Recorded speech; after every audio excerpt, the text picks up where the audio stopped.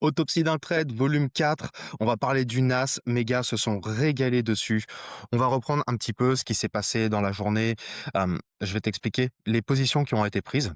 Donc, elles vont être au nombre de, si je dis pas de bêtises, 1, 2, 3, 4. Tu vas avoir 4 positions sur le NAS puisque ça a été réellement une boucherie.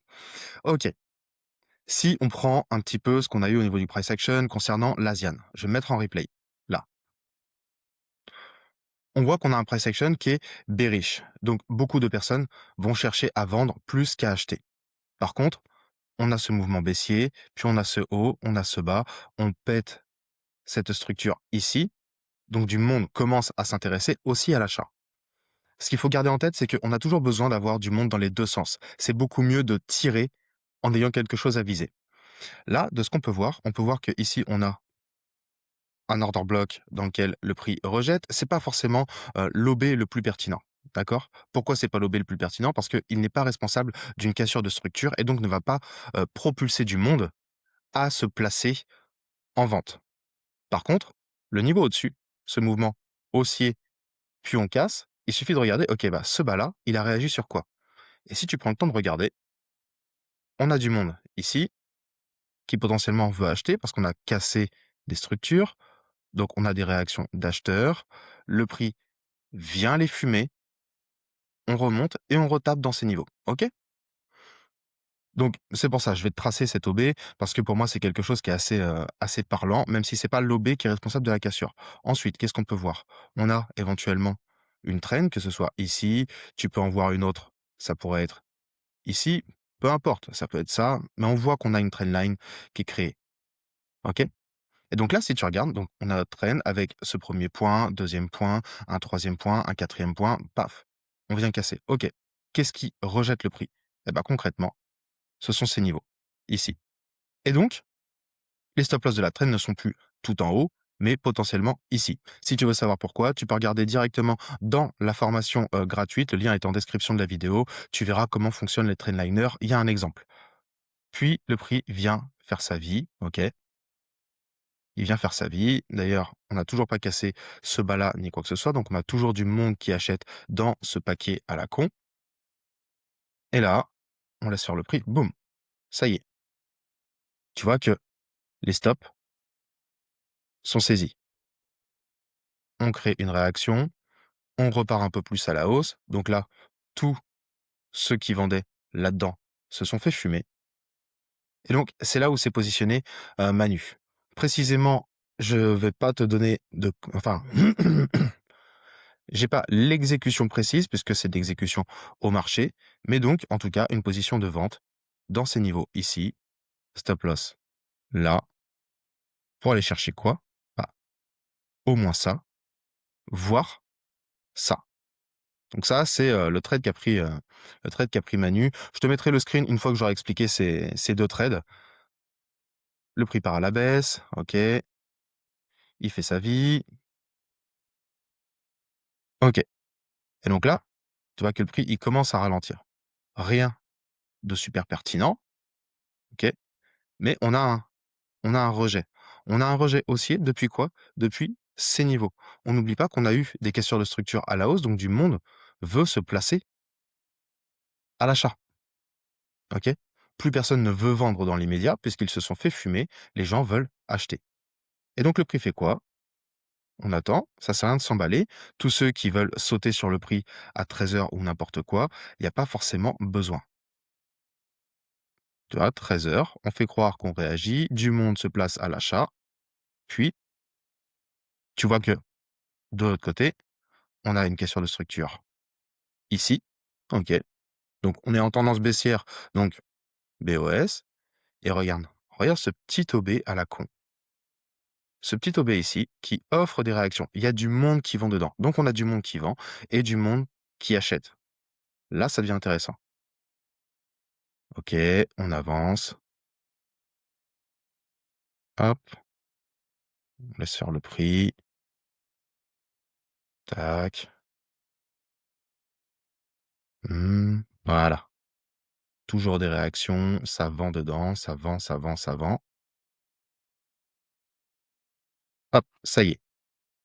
On a saisi les stops des acheteurs. Les vendeurs sont en position. Donc moi, je conseille pas de se placer comme un bourrin.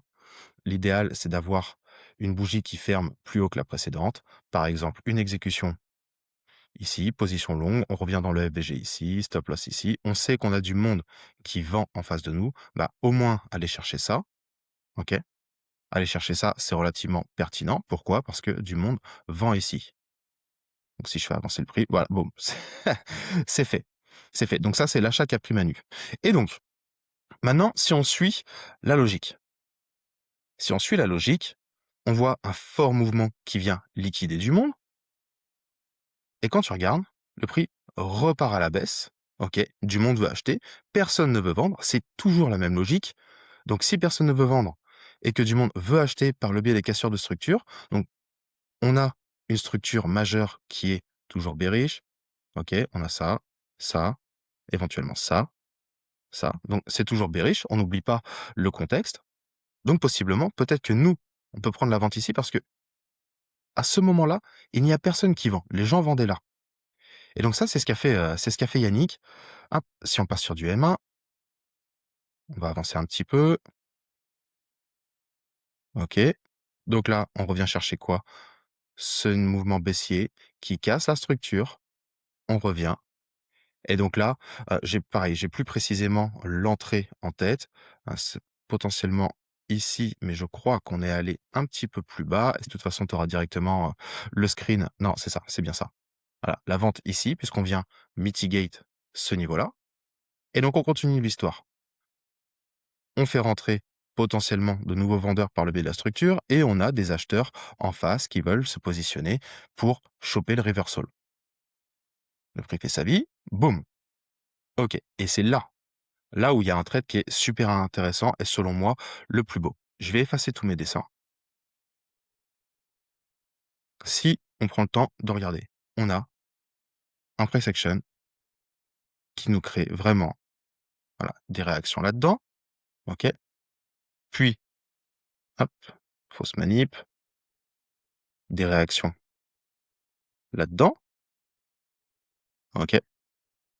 Et là, absolument aucun acheteur. On a un fort mouvement qui vient tout péter à la baisse, plus personne n'est acheteur.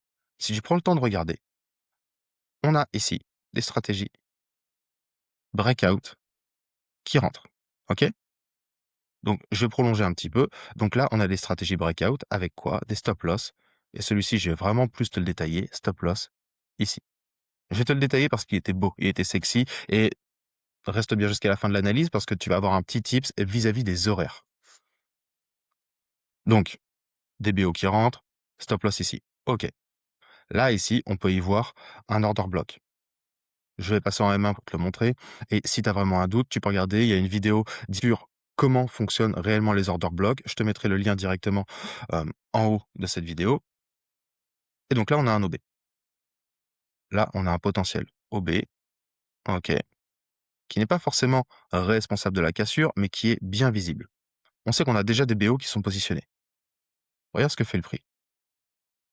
Hop. Là. Là. Sur ce mouvement-là, on a quoi? On a des break and retest et des SMC positionnés. Je vais passer en M1, puisque l'histoire est la même en petite unité de temps. Tiens, oh bah c'est bizarre, un order block. Tu vois, c'est ce que je te disais. Donc, on a des BO, on a des break and retest. Même si on n'est pas venu toucher parfaitement, tu peux considérer qu'on a du monde qui s'est positionné en break and retest. Pourquoi? Parce que ça se joue à que dalle. On a cet order block qui offre des rejets, et à côté de ça, on a une petite structure en M1. Tu vois que là, on a une cassure ici, on avait eu une petite cassure ici, un petit choche à la con, mais voilà. Et on a un canal qui s'est créé. Donc du monde qui fait quoi? Bah, qui achète les bas de ce canal. C'est ce qu'on appelle un build-up. Je vais juste trouver l'outil pour le tracer. Canal parallèle. Voilà. Si je te trace ça, hop, tu le vois ce canal. Et donc du coup, on a du monde qui achète les bas de ce canal et du monde qui vend les hauts de canal. Regarde bien à quelle heure les choses se produisent. Là, boum. Tu vois cette petite cassure à la con. 16h47. proche du timing de 17 heures. Tu regarderas le prix, 17 heures. C'est un timing qui est hyper sympa. Donc 17 heures est ici, on est très proche du timing de 17 heures. On a du monde qui vend directement ici, on a du monde qui veut vendre par le biais de la structure. Eh ben, qu'est-ce que tu as à faire? Et c'est d'ailleurs exactement ce que Slim a fait. Je te mettrai directement le screen dans la vidéo aussi. Ce bail-là, pour aller chercher quoi? Bah, ces niveaux-là, ces stop loss ici. Et là, le prix fait son chemin pour aller chercher le TP. Hop, on va le laisser faire. Voilà. Et tu vois, une fois que les stops sont saisis, que fait le prix naturellement? Il repart à la baisse. Mais ça, c'est une autre histoire, puisque ensuite on peut continuer à monter. On est sur une nouvelle journée, nouvelle histoire.